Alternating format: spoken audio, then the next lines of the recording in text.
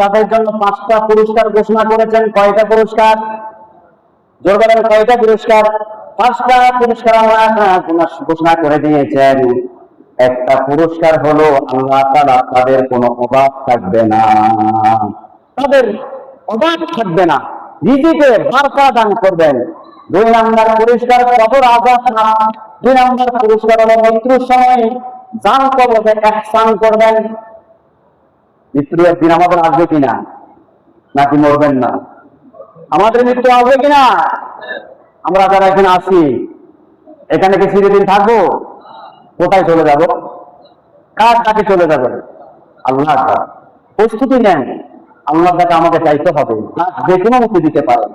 তো আরো বলে, যখন তোমার জান কবজ করার জন্য মালাকুল মউত আসবে, তখন তোমার জান কবজটা ইহসান হবে। এমন ভাবে তোমার রূহটা কবজ করবে, মায়ের কোলে শিশু দুধ পান করতে করতে শান্তি পায়া, আরাম পায়া যেদের ঘুমায়া যায়, নামাজি বান্দার জান কবজের সময় এমন ভাবে নামাজি বান্দাকে জান কবজ করবে, সে কোনো কষ্ট পাবে না, কোনো ব্যথা হবে না। ফেরেশতারা তাকে জান্নাতের সুখ সংবাদ দিতে থাকবে। সেই দিকে খেয়াল তার ঢুকে যাবে, এইদিকে তাকে জান কবজ করে নেবে। জান যে কোন তাকে করে ফেললো তিনি টের পাবে না। সুবহানাল্লাহ। জান যে কবজ করবে সেটা আপনি খবর রাখবেন। আপনাকে ফেরেশতারা আসে সালাম দিবে, কি দিবে? ইন্নাল্লাযীনা ক্বালু রাব্বুনাল্লাহ সুম্মা ইসতাকামু তাতানাজ্জালু আলাইহিমুল মালায়েকা আল্লা তাখাফু ওয়া লা তাহজানু ওয়া আবশিরু বিল জান্নাতিল্লাতী কুনতুম তুআদুন। নিশ্চয় ক্বালু, যারা বলল রাব্বুনাল্লাহ, আমার রব একমাত্রই আল্লাহ, আমি এই মাথা একমাত্র কপাল আল্লাহর পায়ে লাগাবো, আর কারো পায়ে লাগাবো না, ঠিক কিনা? আল্লাহর কুদরত প্রথমে কপাল দিয়ে সেজদা দিব, আল্লাহর সামনে নতশির হব, আর কারো সামনে নতশির হব না। আমার মালিক তো আল্লাহ। আমাদের কেউ নাও থাকতে পারে, দুনিয়ার সবাই আমার সাথে দুশ্মনী করতে পারে, বেঈমানি করতে পারে, কিন্তু আমার রব আমার প্রতি ইহসান করতে পারে, দয়া করতে পারে। আমার রবকে যদি সন্তুষ্ট করতে পারি, দুনিয়ার কেউ কিছু করতে পারবে না। সুবহানাল্লাহ। তো বলে যারা রব আমার আল্লাহ, তখন ফেরেশতা মৃত্যুর সময় ফেরেশতা আসে কি বলবে? আল্লাহ তাকাবু, আল্লাহর বান্দা, তুমি তো বলেছিলা জীবনের প্রত্যেকটি ক্ষেত্রে তোমার রব একমাত্র আল্লাহ, আবার রবের সন্তুষ্ট মতে জীবনকে তুমি পরিচালনা করছো। আজকে মৃত্যুর সময় আমরা তোমাকে কষ্ট দিব না, তোমরা আল্লাহর বন্ধু, আমাদের বন্ধু। সুবহানাল্লাহ। আল্লাহ তাআলা কোনো ভয় পায় না, ওয়ালা তাহজানু, কোনো কষ্ট দিব না, ব্যথা দিব না। ওয়া আবশিরু বিল জান্নাতিল্লাতী কুনতুম তুআদুন, শুনে নাও জান্নাতের সুখ সংবাদ। সুবহানাল্লাহ। এখনো কিন্তু জান কবজ করো না। এখনো কি জান কবজ করছে? আগে কিসের সংবাদ দিচ্ছে? আপনাকে ভয় যাতে না পান, আপনাকে সুন্দর করে আগে তারা আসে, সুন্দর পোশাক পরে আসে, মালাকুল মউত, তার সাথে আরো বহু ফেরেশতা আসছে আপনার কাছে জান কবজ করার জন্য। আল্লাহ বলে দিয়েছি যে আমার নেক বান্দা, আমার বন্ধু, খবরদার কোন ভয়ঙ্কর আকৃতিতে তার সামনে যাবে না, সুন্দর সুরূপ নিয়ে তার সামনে যাইবা, তাকে জান্নাতের সুখ সংবাদ দিবা। আমরা তোমাকে জান্নাতের সুখ সংবাদ দিয়েছি, মরলেই জান্নাত। সুবহানাল্লাহ। সে ওই জ্ঞানে পড়ে গেছে, এ তাকে জান কবজ করে বলছে। তাহলে 2 নম্বর পুরস্কার মৃত্যুর সময় জান কবজ ইহসান করবেন। 3 নম্বর পুরস্কার কবর আযাব মাফ করে দিবেন। কি আযাব? যেরকম কিসের আযাব?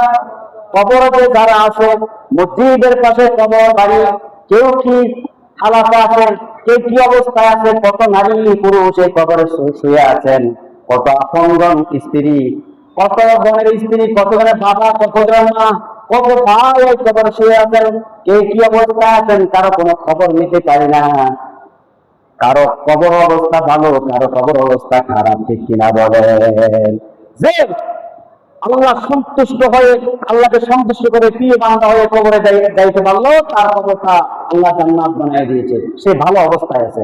আর যে বেঈমানি প্রমাণ করলো, তার কবরটা জান্নাত জাহান্নামের গর্ত হয়ে গেল, তার কবরে আগুনের বিছানা বিছাইয়া দিবেন। কিসের বিছানা? আগুনের বিছানা।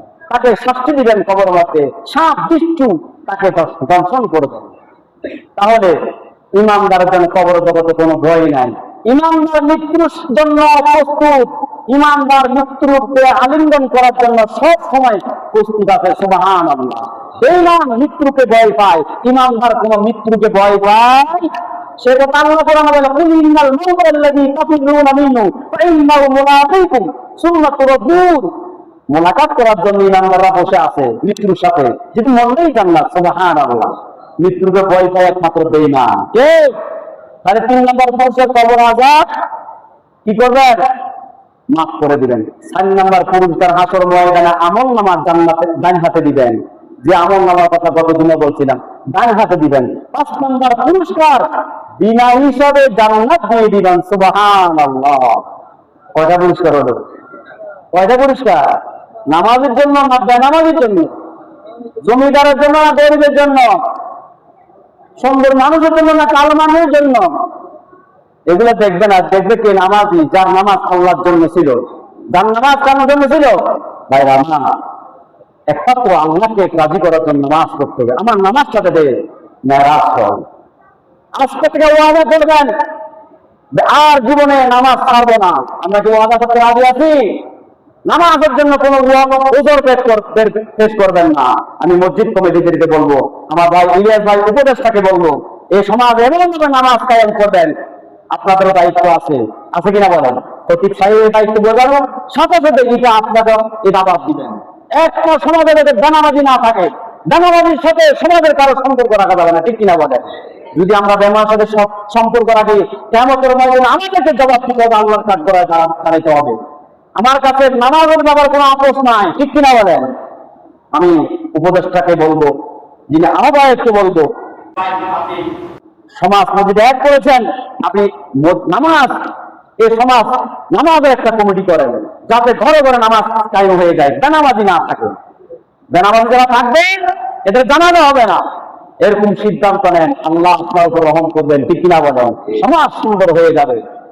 সমাজের ছেলেমেয়েরা যদি নামাজ পড়ে, নারীরা যদি নামাজ পড়ে, পর্যাপ্ত জাগে কোরআন তেলাওয়াত করে, সে সমাজের ছেলেরা কখনো গাঁজা খাইতে পারে না, ঠিক কিনা বলেন?